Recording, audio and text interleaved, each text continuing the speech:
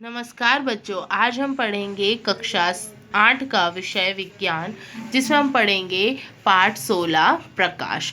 प्रकाश के बारे में पढ़ेंगे। आप सबको पता है बेटा, प्रकाश का मतलब होता है लाइट, जिसके अंदर हम क्या करते हैं, देखते हैं। ठीक है, तो प्रकाश के बारे में जो हमको सूर्य से मिलता है, ट्यूबलाइट से मिलता है, तो हम उसके बारे में पढ़ेंगे। संसार में हम मुख्य रूप से सभी ज्ञानेंद्रियों को जानते हैं। ज्ञानेंद्रिय पता है आपकी, घ्राणेंद्रिय होती है, श्रवणेंद्रिय होती है। वो ज्ञानेंद्रियों में दृष्टि सबसे महत्वपूर्ण ज्ञानेंद्रिय। तो जो ज्ञानेंद्रिय, उसके अंदर सबसे महत्वपूर्ण कौन सी मानी जाती है आपकी? हाँ, दृष्टि। दृष्टि मतलब देखने वाली। इसकी सहायता से हम पर्वतों, नदियों, पेड़ पौधों, कुर्सियों, मनुष्य तथा अपने चारों ओर के अन्य अनेक वस्तुओं को क्या करते हैं, देखते हैं। हम आकाश में बादल, इंद्रधनुष, उड़ते पक्षियों को भी देखते हैं। रात्रि में हम चंद्रमा तथा तारों को भी क्या करते हैं बच्चों, देखते हैं। दृष्टि द्वारा ही आप इस पृष्ठ पर छपे शब्दों या वाक्य को देख सकते हैं। दृष्टि मतलब नेत्र, देखना। नेत्रों के द्वारा हम सब क्या कर सकते हैं, देख सकते हैं। क्या आप जानते हैं कि ये सब देखना कैसे संभव हो सकता है? तो अब मुझे बताइए कैसे। आपको एकदम अंधेरा कमरा, उसमें कुछ दिखता है नहीं, उसके लिए हमको टॉर्च ले जानी पड़ती है। तो वस्तुओं को दृश्य कौन बनाता है? दृश्य मतलब देखने वाला। तो वस्तुओं को ये दृश्य के जैसा कौन बनाता है, जिससे हम उसको देख सकते हैं? क्या कभी आपने सोचा है कि हम विभिन्न वस्तुओं को कैसे देख पाते हैं? आपने सोचा है कि हम विभिन्न वस्तुओं को कैसे देखते हैं? आप कह सकते हैं कि हम वस्तुओं को किससे देखते हैं? नेत्रों से, हमारी आंखों से देखते हैं। लेकिन क्या हम अंधेरे में किसी वस्तु को देख पाते हैं? नहीं। एकदम अंधेरा हो तो हमारी आंखें भी किसी वस्तु को नहीं देख सकती। इसका अर्थ है कि केवल नेत्रों द्वारा हम किसी वस्तु को नहीं देख सकते। किसी वस्तु को हम तभी देख पाते हैं जब उस वस्तु से आने वाला प्रकाश हमारे नेत्रों में प्रवेश करे। अब हम किसी वस्तु को कब देख सकते हैं? जब जो वस्तु है उससे आने, उसके ऊपर पड़ने वाले प्रकाश यदि हमारे नेत्रों तक आता है तब। यह प्रकाश वस्तुओं द्वारा उत्सर्जित या उसमें परावर्तित हुआ हो सकता है। या तो वो प्रकाश वस्तुओं से उत्सर्जित होता है, जैसे टॉर्च है उसमें से हो, या वो परावर्तित हो सकता है। आपने कक्षा 7 में सीखा है कि कोई पॉलिश किया हुआ या चमकदार पृष्ठ दर्पण की भांति कार्य कर सकता है। आपने थाली देखी नई होती है तो उसमें हमको हमारा चेहरा दिखाई देता है या नहीं दिखाई देता? दर्पण अपने ऊपर पड़ने वाले प्रकाश की दिशा को परिवर्तित कर देता है। देखो, ये मान लो कोई दर्पण है, ठीक हो, मान लो देखो ये क्या है, कोई दर्पण है। ये प्रकाश आया तो प्रकाश सीधी रेखा में आ रहा है, लेकिन दर्पण से टकरा कर वो क्या हो रहा है, परिवर्तित हो रहा है, अपनी दिशा को वो बदल रहा है। इसका कहने का मतलब है कि दर्पण जो है वो प्रकाश के दिशा को क्या कर देता है, परावर्तित कर देता है। अब है परावर्तन के नियम। तो परावर्तन क्या है, मैंने अभी आपको बताया कि किसी चमकदार पृष्ठ से जब प्रकाश टकराता है तो उसकी दिशा में क्या होता है, परिवर्तन। किसी मेज या ड्राइंग बोर्ड पर सफ़ेद कागज की एक शीट लगाइए। इस एक कंघा लीजिए, इसके बीच में एक दांते को छोड़कर सभी खुले को स्थानों को बंद कीजिए। कंघी आती है जो हम बालों में करते हैं, तो सारे उसके जो दांते होते हैं उसको क्या कीजिए, बंद कर दीजिए और एक को खुला रखिए। इस कार्य के लिए आप काले कागज की एक पट्टी प्रयोग कर सकते हैं। कंघे को कांच की शीट के लंबवत पकड़िए। अब कंघा जो है, देखो यहाँ चित्र में दिखाई दे रहा है, ये कंघा इसने सब बंद कर दिया, खाली इस एक भाग को खुला रखा और काले रंग का पेपर का उपयोग किया, और यहाँ उसने क्या किया, एक दर्पण लिया। कंघे को कागज की शीट पर हमने क्या रखा, लंबवत। अब क्या कर रहे हैं कि एक टॉर्च की सहायता से कंघे के खुले स्थान पर एक और प्रकाश डाला। टॉर्च तथा कंघे के थोड़े से समायोजन के पश्चात आप कंघी के दूसरे कागज की शीट के अनुदिश प्रकाश की एक किरण देखेंगे। तो आपको दिखाई दे रहा है यहाँ से तो क्या हो रहा है, प्रकाश क्यों जा रहा है, यूं जा रहा है, सीधी रेखा। तो इसके अनुदिश आपको यहाँ पर क्या दिखाई दे रहा है, प्रकाश दिखाई दे रहा है। प्रकाश किरण के गमन पथ के सामने समतल दर्पण की एक पट्टी रखिए। देखो ये समतल दर्पण की पट्टी रखी तो आपने क्या देखा, उसकी दिशा में परिवर्तन हो रहा है। ठीक है, दर्पण से टकराने के पश्चात प्रकाश किरण दूसरी दिशा में परिवर्तित हो जाती है। तो क्या बोल रहे हैं कि दर्पण से टकराने के पश्चात प्रकाश किरण दूसरी दिशा में परिवर्तित हो जा रही। दिख रही है बेटा, प्रकाश की किरण क्या हो रही है, इस पर टकरा कर क्या हो रही है, अपनी दिशा में परिवर्तन कर रही है। किसी पृष्ठ पर पड़ने वाली प्रकाश किरण को आपतित किरण कहते हैं। अब ये कोई पृष्ठ है, उसके ऊपर कोई किरण पड़ रही है तो हम इस किरण को क्या बोलेंगे, आपतित किरण। पृष्ठ से प्रकाश के परावर्तन के पश्चात वापस आने वाली प्रकाश किरण को परावर्तित कहते हैं। जैसे ये पृष्ठ है, उस पर ये किरण आई, इसको तो हमने आपतित किरण कहा। ये परावर्तित होकर ऊपर गई, इस साइड में चली गई, तो हम इसको क्या बोलते हैं? परावर्तित किरण। क्यों? क्योंकि उसने अपनी दिशा को क्या किया? बदला। आया समझ में कि आपतित किरण कौन सी होती है और परावर्तित किरण।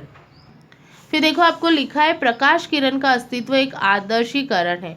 वास्तव में हमें प्रकाश का एक संकीर्ण किरण पुंज प्राप्त होता है। संकीर्ण मतलब थोड़ा सा, जो अनेक किरणों से मिलकर बना होता है। सरलता के लिए हम प्रकाश के संकीर्ण किरण पुंज के लिए किरण शब्द का उपयोग करते हैं। अपने मित्रों की सहायता से कागज पर समतल दर्पण की स्थिति तथा आपतित एवं परावर्तित किरणों को दर्शाने वाली रेखाएं खींचिए। तो देखो रेखाएं खींची, ये मैंने बना दिया पृष्ठ, ठीक है। ये मेरी क्या हो रही है? आपतित किरण हो रही है। ये मेरी इस साइड में परावर्तित हुई और मेरी इस साइड में परावर्तित हुई। दर्पण को निरूपित करने वाली रेखा जिस बिंदु पर आपतित किरण दर्पण से टकराती है उस पर दर्पण के 90 डिग्री का कोण बनाते हुए एक रेखा खींचिए। तो बनाया, देखो ये एक पृष्ठ बनाया, उस पर ये मैंने आया, ये 90 डिग्री का मेरा कोण बन रहा है, ठीक है। यह परावर्तक पृष्ठ के उस बिंदु पर अभिलंब कहलाती है। तो ये क्या कहलाती है? अभिलंब। दिख रहा है बेटा? लंब डाल रहा है, उसके ऊपर लंब डाल रहा है, इसलिए अभिलंब। आपतित किरण तथा अभिलंब के बीच के कोण को आपतन कोण कहते हैं। तो ये जो लंब डाल रहे हैं उसके बीच का जो कोण होता है हम उसको क्या बोलते हैं? क्या बोलते हैं बच्चों? यहाँ पर हम बताओ जल्दी, ये जो कोण बनते हैं वो हम बोलते हैं आपतन कोण। परावर्तित किरण तथा अभिलंब के बीच के कोण को परावर्तन कोण कहते हैं। परावर्तन मतलब यहाँ से बदल रही है, तो ये जो अभिलंब और इसके बीच का कोण होता है उसको हम क्या बोलते हैं? परावर्तन कोण। आपतन कोण तथा परावर्तन कोण को मापिए। इस क्रियाकलाप को आपतन कोण परिवर्तित कई बार दोहरा सकते हैं। तो देखो बेटा, ये है पृष्ठ, ये मेरा अभिलंब हो गया, ये आमने वाली किरण तो आपतन कोण बना रहा है। परावर्तन कोण ये जो बदली तो ये मेरा क्या हो जाएगा? परावर्तन कोण होगा।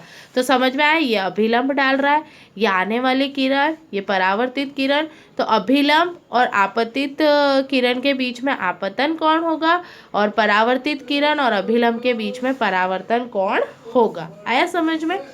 नेक्स्ट है आपका, क्या आप आपतन कोण परावर्तन कोण के बीच में कोई संबंध देखते हैं?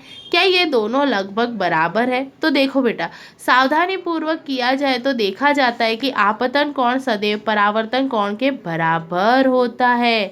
यह परावर्तन के नियमों में एक है। अब परावर्तन के नियमों में क्या है कि भाई आपतित किरण आ रही है, जो परावर्तित हो रही है, वो दोनों कोण कैसे होंगे? समान होंगे। कैसे होंगे?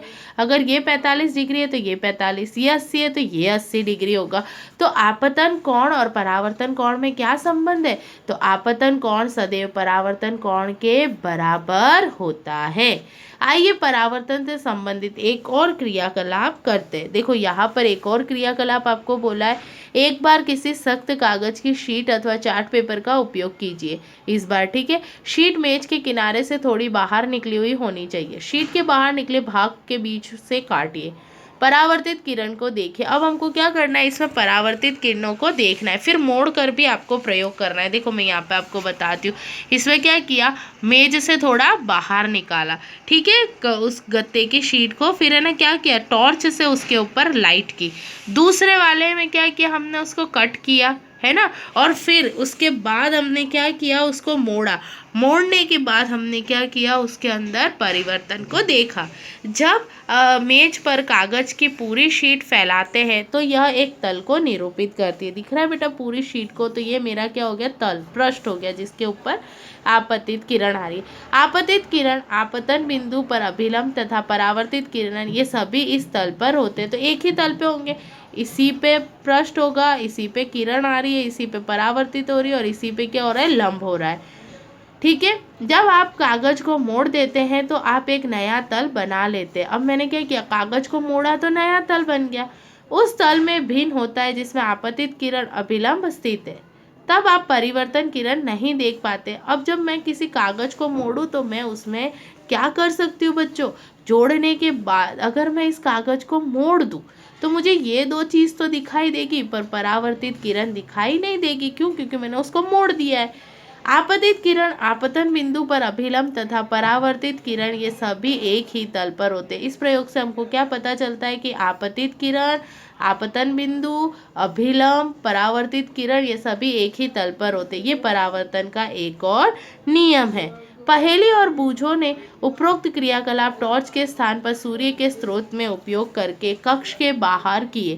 क्या आप भी स्रोत के सूर्य का उपयोग कर सकते हैं? तो हाँ, हम क्या कर सकते हैं। तो बूझो को याद आया कि कक्षा 7 में समतल दर्पण द्वारा बने किसी वस्तु के प्रतिबिंब के कुछ लक्षण का अध्ययन है। क्या प्रतिबिंब सीधा अथवा उल्टा होता है? क्या प्रतिबिंब का साइज वस्तु के साइज के बराबर था? क्या प्रतिबिंब दर्पण के पीछे उतनी ही दूरी पर दिखा दिया था जितनी दूरी पर वस्तु के दर्पण के सामने रखी थी? क्या प्रतिबिंब को पर्दे पर प्राप्त किया जा सकता है? आइए निम्नलिखित क्रियाकलाप से समतल दर्पण द्वारा प्रतिबिंब बनने के बारे में कुछ और अधिक समझें। हम इसके अगले वीडियो के अंदर क्रियाकलाप 16.3 देखेंगे और इन क्वेश्चंस के बारे में देखेंगे कि क्या प्रतिबिंब सीधा होता है उल्टा, क्या प्रतिबिंब साइज की वस्तु का होता है या बराबर होता है, या उसके अंदर जितनी दूरी और वस्तु दर्पण के सामने रखी वो होती है या पर्दे पर प्राप्त होता है। तो ये क्रियाकलाप के माध्यम से हम इन चारों प्रश्न के उत्तर को क्या करेंगे, नेक्स्ट वीडियो के अंदर देखेंगे। धन्यवाद बच्चों।